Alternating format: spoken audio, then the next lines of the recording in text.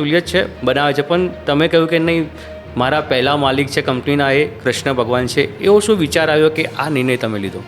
હવે અમારા ઘરમાં શું છે ને કે પહેલેથી ધર્મ, સંપ્રદાય, સંસ્કાર આ બધું આવેલું છે અને એ નાનપણના સંસ્કાર મારા માતા પિતાએ જે મને આપ્યા ને એના લીધે અમને ભગવાનને હાલતા ચાલતા બધે ભગવાનને સાથે રાખવાનું મન થાય, એ ઓટોમેટિક થઈ ગયું. કંઈ પણ નવું કંઈક આઈડિયા આવે, કંઈક ઇસ્યુ આવે, પ્રોબ્લેમ આવે તો પહેલાં ભગવાન યાદ આવે કે ભગવાન તું રસ્તો બતાવજે, અને ભગવાન રસ્તો બતાવે છે. મારા લાઈફમાં ઘણા બધા અનુભવ એવા કે જ્યારે પણ મેં દિલથી ભગવાનને યાદ કરી અને એમની મદદ માગી છે, રસ્તા ભગવાને બતાવ્યા છે અને સરસ રીતે કામ થયા છે.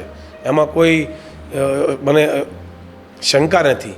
કોઈ પણ બિઝનેસમાં શોર્ટકટ નથી ચાલતો, એ તમારો મૂળ મંત્ર છે, એવું તમે કહેતા પણ હો છો કે શોર્ટકટ ક્યારેય સક્સેસ થતો નથી. તમે કયા સફળતાના મંત્રને માનો છો અને યુવાનોને શું કહેશો સફળતા પાછળ?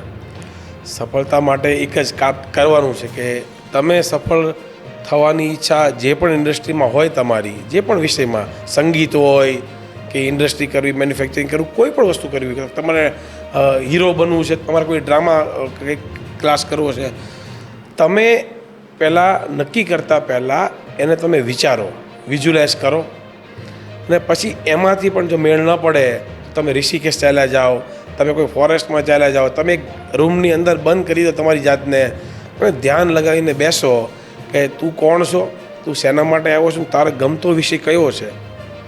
આપેલું ને તાપેલું રહેતું નથી.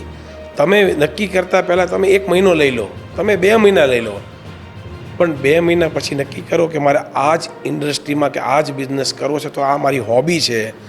દેન તમે 1000 દિવસ એની પાછળ તમે મહેનત કરો અને તમે સક્સેસ જાઓ ને જાઓ. એક જ મંત્ર છે, હાર્ડવર્ક, હાર્ડવર્ક ને હાર્ડવર્ક.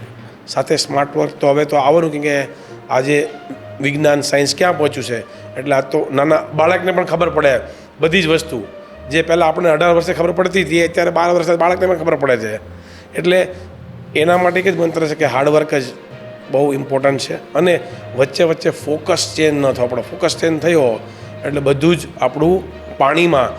જ્યારે આપણા મા બાપ આટલી મહેનત કરીને આપણને સંસ્કાર આપીને આપણે એ લોકોએ ભીને સૂઈને આપણને સૂકે સુવાર્યા, આટલું હાર્ડવર્ક કરીને, મજૂરી કરીને, કામ કરીને આપણને ભણાવ્યા, ગણાવ્યા, સારા કપડાં, સંસ્કાર આપ્યા અને હવે આપણે જ્યારે એને આપવાનો વારો આવે ત્યારે આપણો ફોકસ જો વારંવાર ચેન્જ થયા કરે તો આપણા જીવનમાં ધૂળ પડી એવું થાય અને સક્સેસ જવાના ચાન્સીસ બહુ ઓછા છે.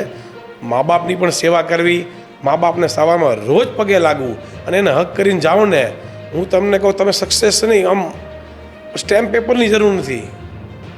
સ્ટેમ્પ પેપર વગર તમે સક્સેસ થવાના, કોઈ લખાણની જરૂર નથી. કેમ કે જ્યારે તમારા મા બાપના બ્લેસિંગ આવે, તમે મંદિરે જાઓ, જે પણ ભગવાનને માનતા હો, જેને પણ ગુરુને માનતા હો, એને આદર કરો અને તમે સક્સેસ જવાના છે. એમાં તમને જીવનમાં અનેક ગુરુ મળ્યા છે. જ્યારે તમે ડાયમંડની શરૂઆત કરી ત્યારે શીખવનાર તમારા ગુરુ હતા, જે ગરમ ડાયમંડ તમને તો એ અનુભવ કેવા રહ્યા અને સૌથી ઉત્તમ ગુરુ તમને કોણ મળ્યા? સૌથી ઉત્તમ ગુરુ તો જો તમે વાત કરો તો મારા ગોવિંદભાઈ ધોળકિયા અને મારા ફાધર અર્જણભાઈ છે, એ મારા સૌથી મોટા ગુરુ છે બંને.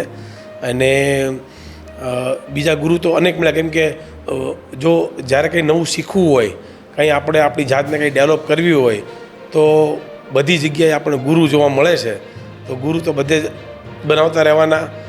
દત્તાત્રેય ભગવાન હતા અને બહુ બધા ગુરુ હતા, એમ આપણે પણ બહુ બધા ગુરુ છે અને ગુરુ બધાને માનતા રહેવું અને કામ વધારતો રહેવું આગળ.